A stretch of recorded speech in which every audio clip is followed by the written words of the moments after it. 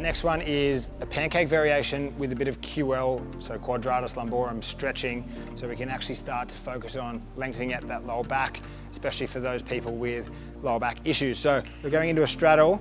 The reason why we're chocked up is because it takes a bit of pressure and a bit of intensity away from the adductors to start with. So to get in the game, chock your bum up as high as you need, and then we're going to come into a QL side stretch by allowing our body weight to shift to one side.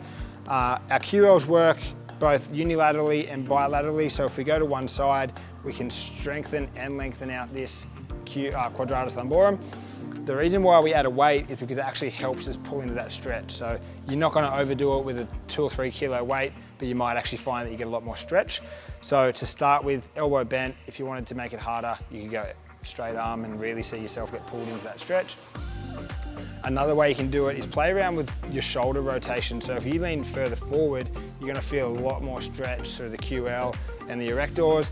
And then likewise, if you open up, you're going to feel a lot more stretch through the obliques and the lats on that side. So play around with that. You're still going to get the adductors throughout the entire movement. To make it harder, we're just going to go on the floor, and now it's going to put a lot more intensity through the adductors because we're now coming into forward flexion.